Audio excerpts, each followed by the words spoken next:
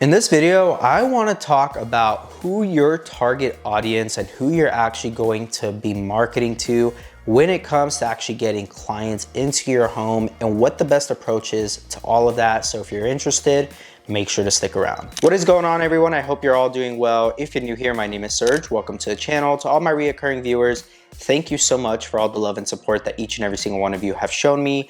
And if you have not yet, make sure to go check out the God Made podcast on most streaming platforms. Also, feel free to go check out legionassistedlivingacademy.com, where I teach how to start your own facility from A to Z. Also, if you are wanting to book a one-on-one mentorship call with myself, that will also be at legionassistedlivingacademy.com or in the description of this video.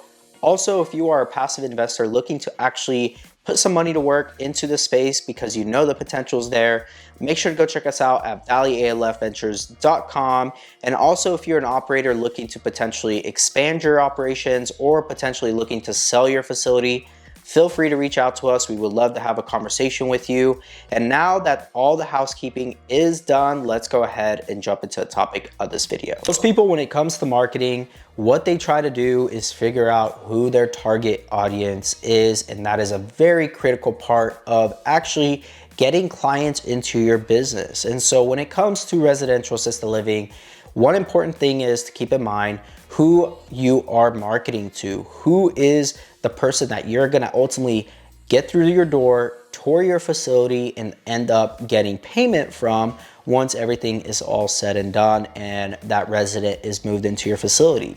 So this is one thing that I get asked quite frequently. And the truth is, there's a couple different criterias of when it comes to the target audience and who you're actually going to be dealing with and working with. Most people have the misconception that it's going to be the resident themselves. Now, there are certain scenarios and times where that may happen, but it's not as often as you would think, right? You're not dealing with the resident themselves and getting the payment directly from them.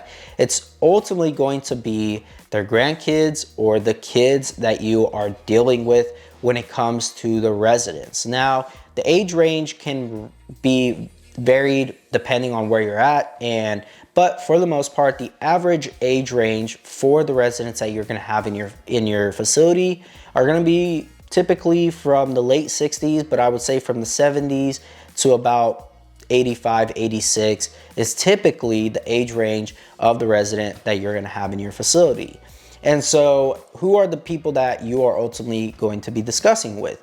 It's typically the grandkids, like I said, and the parents. And these people can be anywhere from 35 to 60 years old and even a little older to 65. These are typically the individuals that you're dealing with. And mainly it's from 45 to 65. Those are the people you are targeting.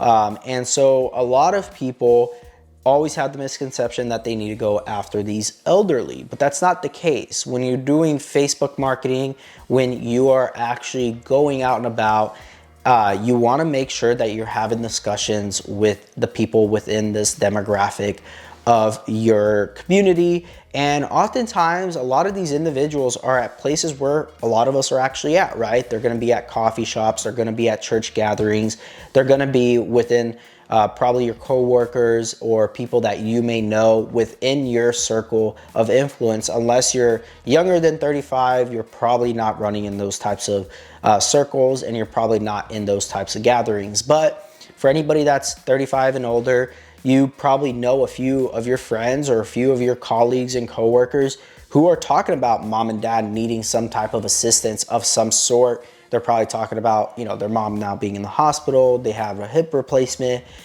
conversations like that, right?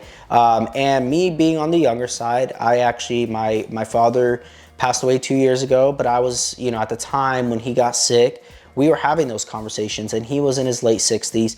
And although I was only 25 at the time, those conversations were being had within my family. And yes, I was very young, and it is one of those things that it's not what you expect, and it's not the conversation you want to have at that age. But with that being said, you don't want to exclude younger people either. You have no idea if they're taking care of grandma or grandpa, but that is the demographic you want to target. Now, when it comes to the financial side of things, you want to keep in mind that it's going to depend a lot from zip code to zip code and the area that you are actually operating your facility out of, right?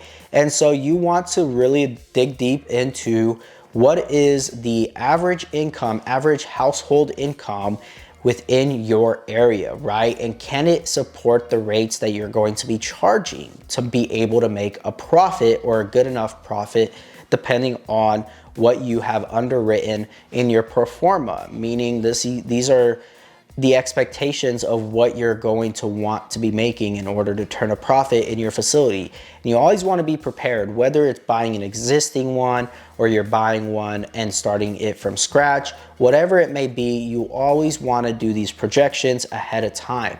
And so when you are looking at your target audience, you're gonna factor all of this in, right? Their age, their average household income, and then also what they do, right? Career-wise, what are the main careers, right? Are they into technology? Are they mainly blue-collar individuals? What is the typical average type of workforce that is in your area? Because that will help determine if they have the means, not only the means, but even the time to be able to take care of their loved ones, right? Of their grandma, grandpa, mom, dad. So you wanna look at all these different things and see what makes sense and if it makes sense to be in that area that you are starting your facility.